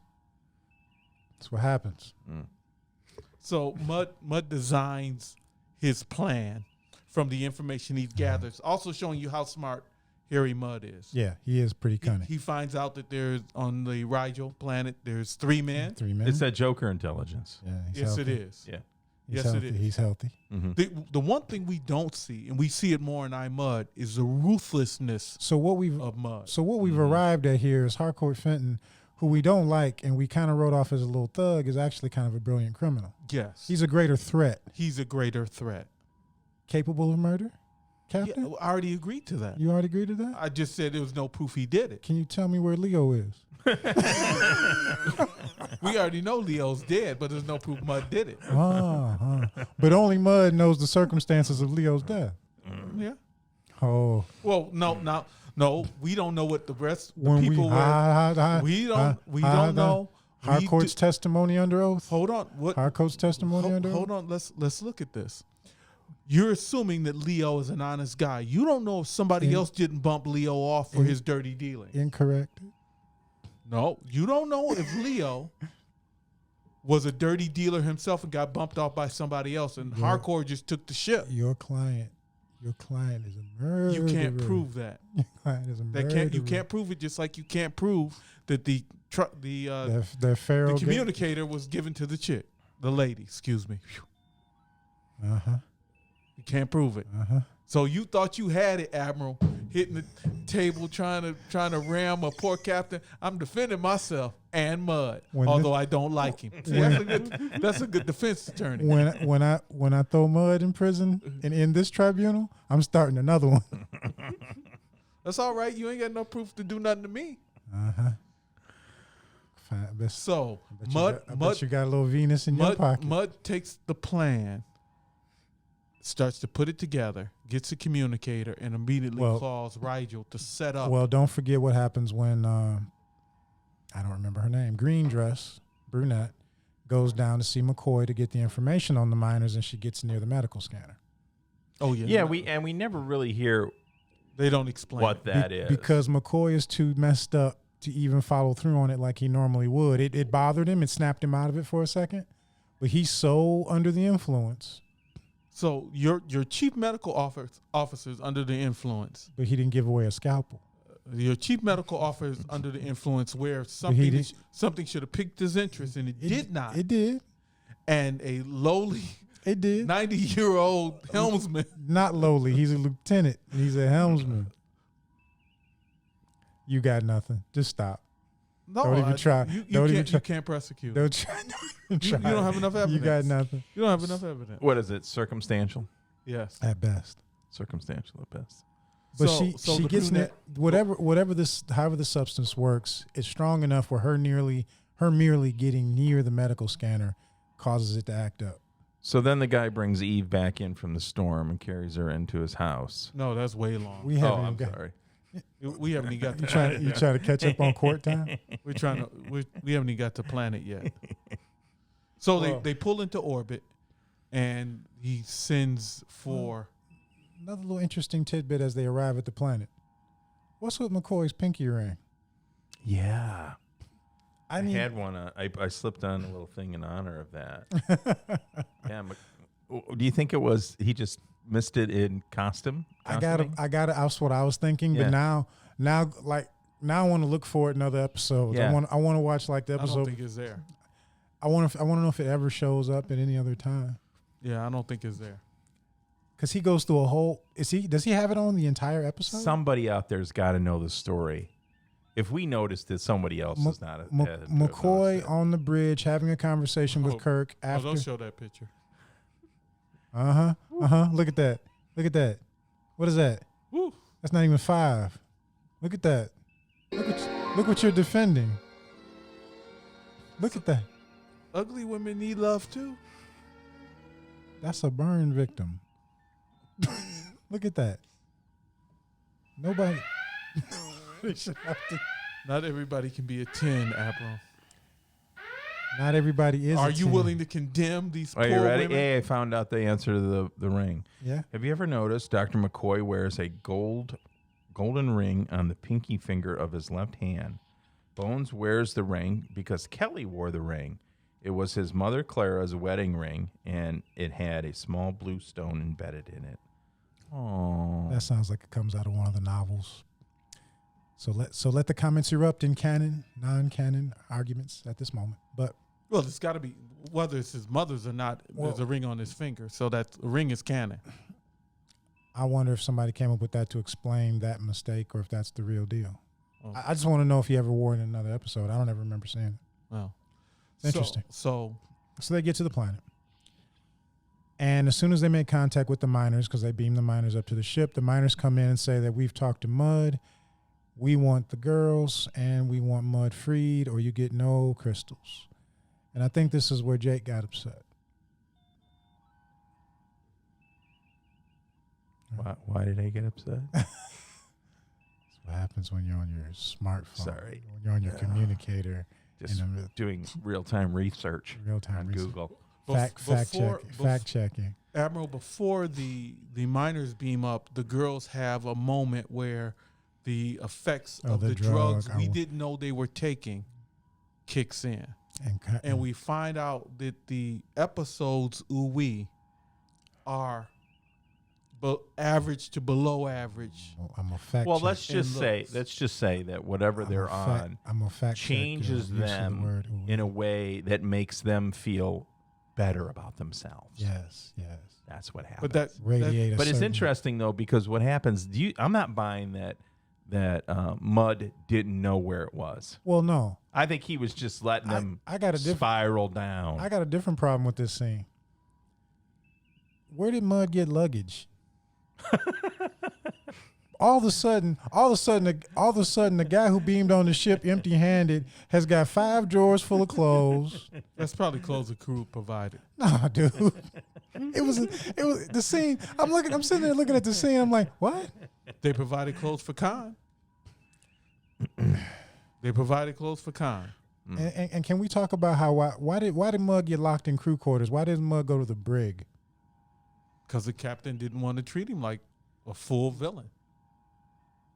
He got a rap sheet long as my leg. I'm going to put him in the brig. You're the Admiral. You answer why Captain James T. did not lock him in the brig. Captain's going soft around here. That's what's happening. But so the point is that it's season 1. They don't have a break yet. They don't have a break yet. The women who are walking around as turning every man's head are using a substance to make them prettier. So is it animate has to be pheromones, right? I mean, that's the only way it could work. In our day, we would call it pheromones. In their day, I don't know if they really understood pheromones, but emit a pheromonic response that caused men to swinging way out of their weight. It was the song of the sirens. Yeah, because when the sirens stopped singing, they were hideous. Because actually, the way they convey it in the show, because Pharaoh talks about it, it's the eyes. It's the eye contact that's actually doing it. Oh. So these women are on a substance that we did not know of that made them so attractive that McCoy, Scotty, Pharaoh, Sulu even mentioned it, and Kirk himself have been affected by it. Real good acting there. Have been affected by it. Hey, no. But, I forget what I was going to say. So now we know how much... Oh, it's called the Venus drug. The Venus drug, yes. Venus drug. Now we know how deep Mud has gotten, and he's even transporting less than the desirable women, 5s, to men who are looking for 10s, and advertised as 10. Mud is a dirty individual, without a doubt. That doesn't take away from men need women and women need men. But people desire companionship. That justifies all this criminal activity. No, it does not. It's almost like it's a psychoactive drug. Has to be. Yeah. I wonder if some of the proper. Well, no. Later on, they talk about it. I won't go too far in left field. Where I was going to say where it's almost like it makes you see what you want to see. But they say later on that for men, it makes them more muscular. Yeah, it physically changes. It makes the individual project who they want to be. But no, it's beyond that, because what Mud explains, like Jim's talking about, it physically changes you. Jake. Yeah, but so we have to deal with the placebo at the end of the episode, because the effect takes place even though it's just a placebo. Unless a drug has been used in the system long enough that the effects still carry on. Sort of like, what was the movie, Limitless? Yeah. Taking it enough times that it's in the system working, even though. Yeah. But so the women revert back to their normal selves. 3s and 4s. And they do not look as stand out as they did before. And Mud, as a drug dealer, doesn't force them, offers them, do you want to look like a 3 or do you want to look like a 12? And more 12. No. And I'm going beyond the 10. No. So the question becomes, how many women listening to Men on Track would be willing? Cuts both ways. Might as well say how many people. How many people? Because it affects what's the do name the of the drug again? Venus drug. The Venus drug also affects men. How many people will be willing to take this drug that supposedly has no side effect? It has some kind of side effect because they don't look good when they come off. Yeah, I'm wondering if it burns you up. You know what? Because I'm thinking maybe the more that you use it, the more it kind of degrades you. And that's a possibility. And more charges against Mud. Because hold on, because this is what he's doing. This is what he's doing. It's no point. Mud's a criminal. We know Mud's a criminal. No. I'm gonna roll this rap sheet all the way down the hallway. It doesn't matter. Listen, he's a criminal. Next, but here's the other dastardly thing that he's doing. Even if everything had gone just the way he wanted to do, he drops these women off on the planet and he jets off, and the drug wears off. Oh, I was already thinking about that. You know what Harry does? Yeah. He comes back and sells more drugs. Exactly. He goes, listen, any issues? Here's my card. Give me subspace frequency call. And they're going to call him after they're married and say, hey, this is not what you gave me. And he said, oh, well, listen, for he's like AT&T, right? I'm going to sell you the phone, but you need the monthly plan for it to work. He's a businessman. Yeah. A crooked businessman, but a businessman. Intergalactic Pablo Escobar. But as I was saying, how many people would be willing to take this drug that makes you the premier of who you are? These days, a lot. And that's the point. Unfortunately. And that's the point. I don't know. I think a whole lot of people. As many people are so Doctor vain up now. their Facebook posts and their different posts for Match.com and all that, they'll take the drug. Both men and women. I'm sure there's studies out there that have asked similar questions, but I remember them saying they asked Olympic athletes if you could take a drug that would allow you to win the gold medal in your discipline, but it killed you in 5 years, would you do it? And I think it was like 50 or 70% of the athletes said that they would. Of course they would. Of course they would, because nobody's looking at the consequences of tomorrow. They're looking at the benefits of today. Right. And shout out to all my Facebook friends who are so heavily filtered that if I saw you on the street, I wouldn't know you. But look at what happens today. Men go into the gym and they work out and they buff up and they take a picture of themselves. Women put on makeup. I remember being in my youth and sitting at what was that? In the 70s. Sitting at a Ram's Horn. I don't know if those of you know about Ram's Horn. It's a particular restaurant here in the in the Mitten. So these ladies came in and they looked good at the start. Now we're sitting there. It's very late at night, and this is after the closing of the clubbing hour. Uh-huh. And me and a friend of mine, we look back over, and the same girls are not sitting in the booth that was in the booth when we came in. They transform. Stuff start coming off. Ah. Makeup start being washed off. Mopar. Eyelashes start coming off. Glasses start going on. We're like, woo! Transformation. This is false advertising. Mud's women. Yes. So, but everybody advertised falsely to a point.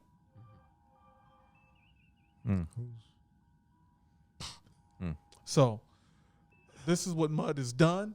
He's corrupt. He's using these women and their desire to have legitimate relationships with men. Narco ship. And he's using these men who are looking for wives, who desiring something that they know they couldn't get on their own, and that's an ooh-wee. And they're paying for it. And how many guys would go for Russian brides and fly her from wherever she is to mail order brides. Mail order brides all over the world. All over the world. Mm.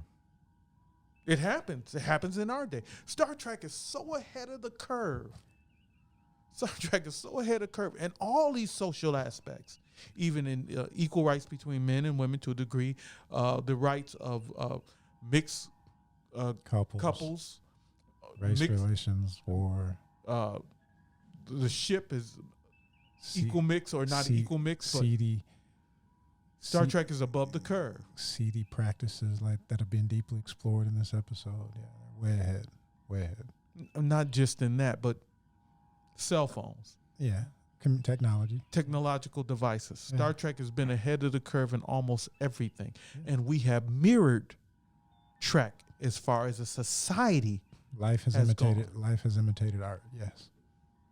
So then the miner carries Eve back into his You're still ahead. Oh. You just hold it. You're just holding at the you're just holding. We're not at the end yet. Are you sure? Are you sure this isn't the end? Oh no, you got more mud pain to go. So what happens is the miner foreman and the head guy beam up, and Kirk's like, "Hey, let's make this deal." Well, yeah, they demand the girls. And they go, mud. "No, we want the women." And Kirk's like, "Ain't no big deal. We give you the women, and we want mud. We want mud to go free." And that's where Kirk is like, "No way." Dug in. And I think that was a mistake. I think he should have said, "Give me my dilithiums. Mud can go to your planet. You can have the girls. Give me my dilithium. And then once I got my ship straightened out, I'd have beamed down and took mud." Captain? I wouldn't have pulled him over in the first place. Was this, though, what you were talking about earlier? You talked about how weak Kirk was in this episode. I just don't see Kirk with his ship with 3 hours left. And let's say, I guess these lithium crystals come up perfect, and there's a panel you just open up and drop them in, because we get down to 40-some minutes before, as soon as Miner came up and said, "You won't find them," and I'll be like, "I won't have to. You're going to find them." Yeah, I agree. Spock, give him the ultimatum. Lieutenant, what was her name? It wasn't Savick. Lieutenant Valeris. Give him the Valeris treatment. Oh yeah. I'd have Spock on his face, giving him pain. First of all, find the crystals. Spock would just. I know where the crystals are. Is this before mind melts? Because you could have just had Spock. That's what I'm saying. Take it right out of his head. Season 1, I don't think has any, but it's not. You just hadn't seen it yet, theoretically. Mm-hmm. Okay. Or I would have had a couple of red shirts just take him down and just start beating him on the legs. So doing a Charlie Murphy on. There's one way. Torturing the miner to get. Look in the history books and pull up waterboard. Torturing or threatening the miner to get your crystals, or just give them the girl, give them mud, get your crystals, and beam back down and take mud. But what you're assuming is that Mud would let you, because Mud's thinking 2 or 3 steps ahead of Kirk this whole episode. You'd put those crystals in, and you'd getting ready to do something, and they'd probably all crack, and Mud would be like, "I've got the real ones for you, Kirk." At least you would know, and you wouldn't be waiting until 30 minutes to the ship crashes. Yeah, that didn't make any sense to me. Kirk's down there. Oh, he comes back. He yells at Scotty. Yeah, because Scotty's kind of like. Scotty's like, we got 5 hours left. He goes, "Okay, I went down. I didn't get him. Okay." Well, that's proof. Are you happy? Are you happy now? That's proof that you're right. I mean, Kirk's kind of freaking out. That's proof that I'm right. You should have gave them mud, gave them the girls, and got your crystals right then. You had 8 hours. You had 8 hours. You could have got your crystals, put them in, tested them. I'm forced to agree. I would have made the deal in that moment to save the ship and make sure the ship was squared away. Whoa. Or I would have put Hold on. Admiral Richard agrees with Captain Daystrom. Just play the romance. Let's hear it again. No, don't play the romance. Let's hear it again. Say it again, Admiral. I said I'm forced to agree. You're forced to agree that I'm right. Say it, Admiral. Say it, Admiral. I'm forced to agree that Captain Daystrom is right. I would have put him in the decompression chamber. Now, and I would have said, "There's a pen and paper in front of you. You write down where those crystals are, and I'll pipe in a little O2 for you." See, listen. Yes, I can. Listen. Yes, I can. See, as so often is the case, I am the sum of the two. Yes, I would have made that deal, and after I had the crystals and I knew the ship was squared away, pain would befall the gallant miners and Harry Mudd on the colony. You turn the miners over to a higher authority and let the Federation as a whole ban the colony altogether. What is the nature of the show? What authority? Who's the authority? They even say on it. Rigel 12. We're the only ship out here. We are the authority. Who's the authority? Well, That was in Balance of Terra. There's a pound of flesh to be paid. you can do what you want. I wouldn't be waiting to 45 minutes. No. Till my ship crashes out of space. Like I said, My ship burns I'm up. making the deal. I'm gonna make, and as soon as Scotty goes, we're 100%, we're good. So everything works now, Scotty. Yes, beam everybody up. We're going to have a conversation. Yeah. And it's going to go badly for Harcourt, Fenton, Mudd, and Minor 49er who thinks he can mess with Starfleet. Yeah, we'll see about that. You know where I would have put Mudd? I would have put him on SETI Alpha 5. Waiting for Khan to get That's there. right. So Khan, there is a guy already down there. I said, Khan, listen. Listen, there's a guy down there. Harcourt wouldn't survive on City Alpha 5 by himself. Well, remember, at first it was a paradise before it got blown Yeah, over. but the creature is still there. Yeah, Yeah. that's true. So the miners beam up and they refuse to give Kirk the crystals, or Kirk refuses their offer. Right. But eventually, And this is what Mudd knew, that eventually the captain would have to make a deal. right. Eventually, Kirk caves and everybody beams down to the planet, and they're having themselves a little soiree, which didn't make a whole lot of sense. to Yeah, me. and the chief miner says to Kirk, "Yeah, I'll get you those crystals when I'm ready." And he Good, walks I'm over good. to the lady, Yeah, and that's where that wouldn't happen. that's right. That's where That wouldn't Captain Jake Palpatine Not there would have been a little dun dun dun dun dun dun. No. dun, dun, dun, I got a different question. And again, is Admiral Red Shirt a little vindictive? Probably. Why am I beaming down?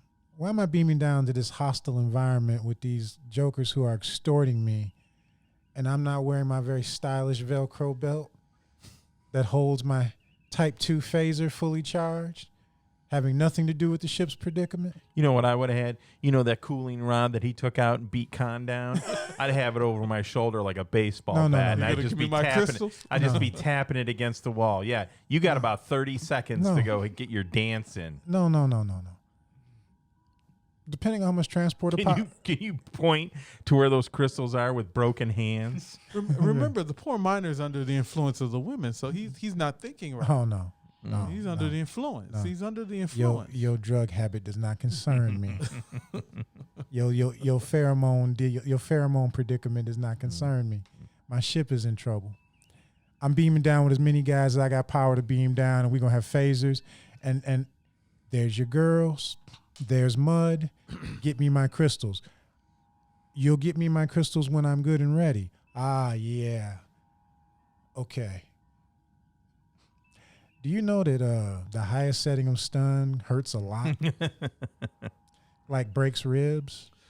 Well, so they're there, and Eve is having some problems. She's coughing, and the main miner is upset Eve has a conscience. because there's a lot of dust on this planet. And he's Do you think it was cold out? Was it cold? Did it seem like they were trying to make it so it felt cold out there? no? Brutal winds. I'm thinking it was somewhat. But did it look like Cold. snow that was being blown around out there? Look almost I think feathery. they intended to make it sand, but it looked cold. I mean, Yeah, I thought it it was came off like- exposure. yeah, it came off like cold. So Eve's having problems, and Surface was she definitely doesn't brutal. she doesn't want to be bothered with the main miner, and as it is a limited amount of women and a lot of men, the head miner takes the dark-haired girl from his buddy, and then the two other miners start fighting, and then there's a big brawl over women, and Eve, who has more conscience than anybody on the show so far, says, Well, she's upset because they left her out. "Don't fight over me."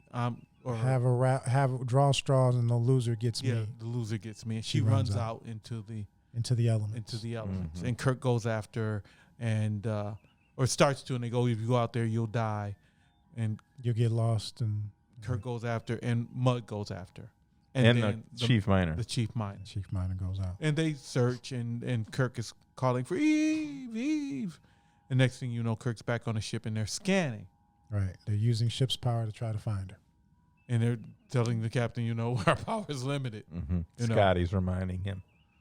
Power is limited. And that's where I think he gets upset with Kirk Scotty. has a temper tantrum. Because, hey, I didn't get him. The decision I made wasn't the best. Not his finest hour. And what we learn is the chief miner finds Eve and carries her back to his place. And she's passed out, and he does not take advantage of her. He goes and lays on a cot and falls asleep. And while the Enterprise is looking for him, they finally find out that it looks like there's a heating stove or something on. And they identified as his heating element. Yeah. So it must be cold. Yeah. On in the chief miner's place. And then the scene switches to what's going on in the chief miner's place. And Eve is cooking. Peppers and beef. Preparing or trying to heat a meal. Anybody that he had previously cooked. Anybody listening know a peppers and beef reference to another show? It's kind of obscure. I don't even think my captain's got that one. No, I don't. Put it in the comments. I don't do any cooking. Not anymore, that is. Got Magic House. I have a beautiful wife. Magic House. Same thing. Food appears. So she's trying to be nice. He's being ornery. Yeah. Then she gives him a suggestion on how to clean his pans to hang him outside and get him sandblasted. Then he comes in and he's being nice and she's being ornery. And then that's when the Kirk walks in with the mud. And they all sit down and have a little chit chat. Yeah, but before that, the drugs wear off on her, and he starts. Yeah, while she's sitting there. Yeah. He comes back in after hanging the pans. Right. And she's playing cards, and the drug is worn off, and she goes back to looking a 3, when she was previously whatever you want to call her in the show. She should be a 6 or 7. But she's looking below average, and this plays into marriage. When you first marry a girl, she's looking 100%, and over time, that looks diminish. But the relationship becomes important. But there's no time they have for that to happen, so something can build up while the looks diminish. The man's looks diminish too. Well, that's true. That's true. Everybody's looks diminish, but they diminish over time as you're building something. Here, it's overnight. They diminish as you're going through stress and burning hit points together. She goes from a ooh-wee to, oh, no. Overnight. He goes out to hang up some pans, and he comes back. And it's like, whoa, what did I just do? I think, and he says, I didn't touch you. Well, he's thinking I made a deal with Mud, and I've been cheated. That's right. Well, there's even he goes after Mud when Kirk tells him that the other 2 miners have already married the girls through subspace ceremonies. Yeah. But Mud says they can change their mind if they want. Once again, the women are willingly into this. They're not being forced to. Mm-hmm. The women willingly married. I haven't blamed the women. Willingly made the journey. I haven't blamed the women for anything. As he's sitting there talking to the miner, and it's brought out of the drug. What is it again? The Venus drug. That it makes men more manly, and it makes women more curvaceous. More beautiful. It magnifies whatever you have. So the miner's upset, and they bring out the drug, which doesn't look like the drug initially. Yeah, this one's didn't have little LEDs in it. Yeah, it had no little lights in it. But Eve takes the drug and says, "This is what you want. You don't want a wife or a woman who can support you, be with you, who can work with you, who can help you. You just want the ooh-wee." Mm-hmm. And she pops the drug, and she starts to change, and she becomes her better self. And she sits in his lap and says, "This is what you want," and starts to rationalize with him. What do you really want? Do you want someone who can work with you? Do you want a partner? Or do you just want eye candy? And then the big reveal. And the big reveal. We find out that the captain has confiscated Mudd's drug and have allowed Eve to take a placebo, but she does change. Now, the scene that wasn't on the screen is that both Kirk and Mudd had to be in on that. Oh, absolutely. Right. Well, Mudd says he took my drug. Yeah, Mudd knew. Yeah, but when Mudd was there, he had something in that. I think he probably told Kirk, look, the majority of what happens is because of what I've convinced them this does. Oh, yeah. That the drug's not as all-encompassing as they think it is? Correct. He probably taught them how to project themselves. Well, no, he said the drug will do all that, but he encouraged them. But what I'm saying is that Kirk and Mudd appeared to know that Mudd was going to offer her a drug and that it wasn't the real drug. Yeah, it's the thing of, it's the reality that confidence is attractive, and the difference between a person when they are feeling confident and when they're not feeling confident. That's really what it's getting down to. Yeah, that's what they were on the drug. trying to On say. the drug, they felt confident because they had that crutch and they could. It's like Space Jam, the secret sauce. Oh. With Eve, I get See, it. With Eve, I get it. But the brunette, like Arthur. somebody had mentioned, looked like she had some serious facial trauma. Right. So I don't know how confidence fixes that, but Yeah, that's different. yeah. That's Dr. Mccoy. Well, might be able to fix obviously, in the episode, they did some makeup on the women to make them look better or worse. Right. We're just dealing with the context of the story. the context of the So story. then the head miner goes, yeah, the crystals are here. We'll give them to you, and Eve and I have some talking to do. And the first thing Kirk says, Eve, do you want to stay and talk? Because what? The woman has a right to make a choice for herself. Absolutely. The miner doesn't just get to dictate, Right. you're going to leave her down here so I can talk to her. But we want to quit Mudd because of that. So No, I'm not stop bringing that. acquitting Mudd. I'm not defending Mudd. But it's I'm interesting saying what Mudd says on the way out the door. He goes, maybe you could leave me here. Or maybe you could be a character witness for me at my trial. No. He says, Kirk, leave me here. That's punishment enough. And Kirk goes, no, I'm not leaving you here, but I'll be a character witness at your trial. How about that? And he goes, I don't know how well that's going to help you And he says they're gonna hang me. Kirk's like, oh no, Mudd, you're going down. Finally. Well, he doesn't go down. He finds his way to I Mudd. But that's a little bit of time passes. But that shows you how important the character was that they wrote it. How influential the they did character another episode. Mudd was, because they wrote him another episode. Hardcore Fenton Mudd was Gene Roddenberry's Joker character to his Batman. That's horrible. Of all the characters to get another go around. See, I like the Mudd character, not what Mudd does, not what Mudd stands for, but you're not dealing with a Metron. You're not dealing with the Squire of Gothos. You're not dealing with a spacefaring race like the Klingons or the Romulans. You're dealing with another human. Wasn't that but that was that's my point. Like, Batman and Joker were human beings on the opposite end of a spectrum, but they weren't from another planet. Right. They weren't born on a magical isle. Right. They didn't get hit by a computer lightning bolt or whatever. They were just two guys on a different spectrum working hard to be the best at what it is that they had chosen to do. That's it. No. What's your superpower, Bruce? I'm rich. That's it. That's it. Yeah. That's why I like the Mudd character, because it's a guy who's matching wits with Kirk, who did not go to Starfleet, who's a street dude, but he's got enough click going on. Galactic criminal. That he's putting stuff together and he's making the system work for him by breaking system rules. Mm-hmm. Mudd's winning. Not to say that he's not due the punishment, because he did do all the stuff. He's a dastardly dude. He probably did kill what's his name? Leo Walsh. He probably did kill him. So I'm right.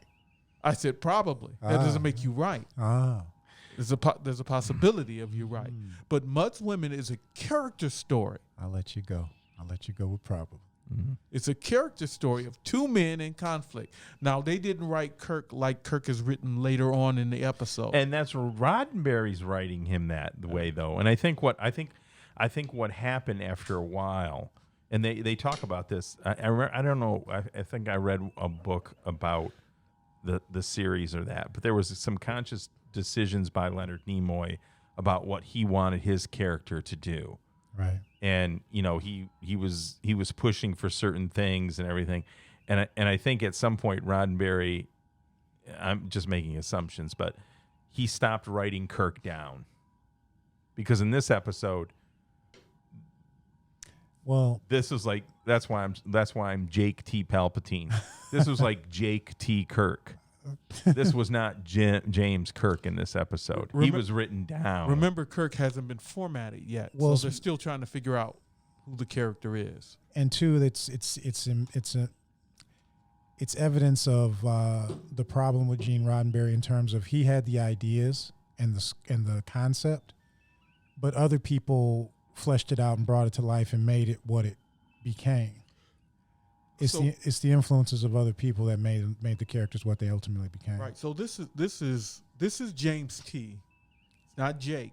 This is season 1, episode 7. 6. Episode 6. That Netflix counted wrong. Yeah, Netflix counting. So it's so early in the show that a lot of things are not shaking out. Just like we're talking about Uhura's uniform. First of all, Roddenberry didn't write this or have the ideas of who this captain was 6 episodes into the season, because look at Pike. Okay, so if Pike was the first captain, why would it take so long to get Kirk back to that? I'm saying that what Roddenberry was doing was using Kirk as a foil in the story to move things around. And then what he finally figured out is leave Kirk up here. Leave Kirk up here and let other characters make those variations. Because if I had just seen this episode, that's the only episode I ever saw, my opinion of James Kirk would be very different. I agree with you. I agree with that point. Yeah. I agree with that point. They kept Kirk as the pinnacle and use other characters to make that striation. Because if it was written like a Kirk of the later seasons, we know where that goes. There would be no Harcourt Fenton. There would be no Harcourt Fenton Mudd episode. No Mudd's women, because he would let the shit burn up. Wow. Or he would have shot at it. We talk about one of our what we agree on is probably one of the worst episodes is the final episode, in which Kirk Changeling becomes possessed by he switches female spirit. He switches bodies, but it's literally taking the Kirk character and taking Kirk out of the character. Do you know what I'm saying? Like that's the ultimate thing that you do in writing, is that you it's like those face-off movies with John Travolta. Right. They're so stupid. You strip the spirit. I mean, sorry to say that, but yeah, what you're doing is you're taking the character and you're throwing the insides of it away. Yeah. And you're putting something else in there, and it's like that's the ultimate death of the character. It's ironic that what was it? We counted 80 episodes. The last episode was literally taking, the James T. Kirk character and throwing him away. Well, you get that also when he has his double. Which episode is that? Enemy Within. Enemy Within, where they separate the wretched qualities from the good qualities. Well, yeah, but it was still him. Aggressive from passive. But it was taking him and splitting him in two, but it was still him. Yes, it was. In the last episode, they put somebody else in him. Yeah. And you've got Sir William playing another character. Who cares if it's female? I don't care. That's not really the point. Right. It's an enemy character. It's a character who is not him. It's not him. Yeah. If you in the last episode, basically what you said is that it's really not important that he remains who he is. Well, probably not written that way because they didn't necessarily know it was the last episode. They were trying to make a statement in that episode, which whether or not we ever really do it, is that women were banned from being Starship captains at that point in Starfleet. I don't know. That's what that episode was about. Banned though, or she just didn't do it? Nope, women were not allowed to be Starship captains. They flat out say that because I don't remember. She that. says it. We really have, we'll have to look. We'll have now to it revisit that. It could be that was what she was thinking, and that might not be true. But you would have to go maybe to some Janeway blogs and find out what Starfleet did. It was well, doing. We might be accused of mansplaining at this point. Yeah, we don't know. We don't know. But I'm pretty sure she said that you couldn't be there weren't no women captains. I haven't seen that episode in a long time.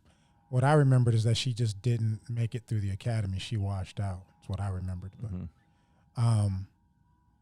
what we have kind of painted ourselves into a corner on, though, gentlemen, is that there's another Harcourt Fenton Mud episode out there. I think we should do that one too. I kind of think we have to. Can we just do it for the next episode and get it out of the way? I think we probably could. Yeah.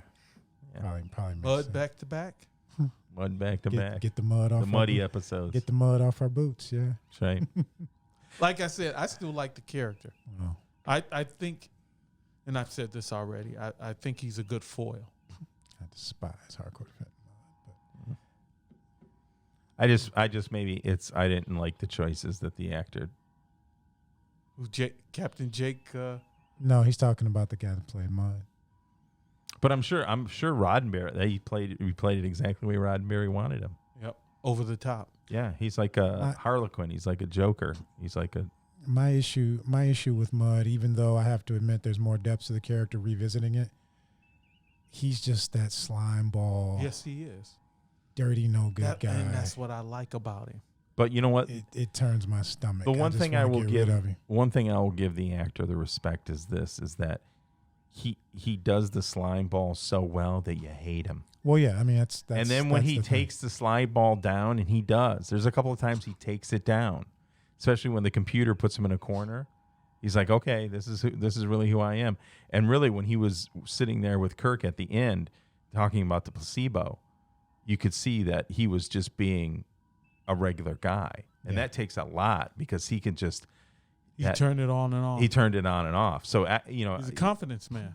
But he's a great actor because, like I said, he made me hate him. Yeah. I dislike his choices. Yeah. I dislike the way that he would say the lines.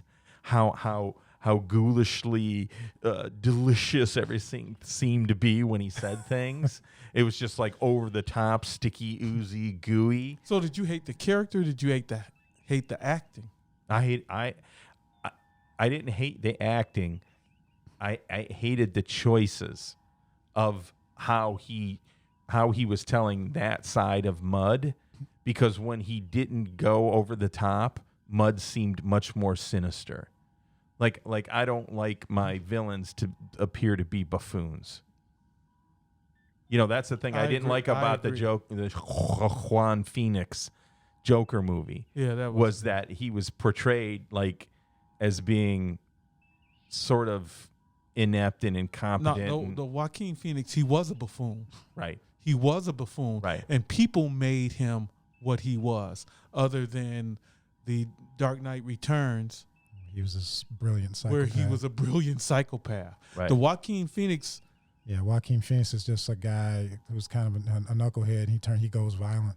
Yeah, the Joaquin Phoenix Joker and the Heath Ledger Joker are completely different animals. Yeah. But see, that's the thing about, I guess, when we're getting in left field, but who cares? But origin stories, you got to be careful with them.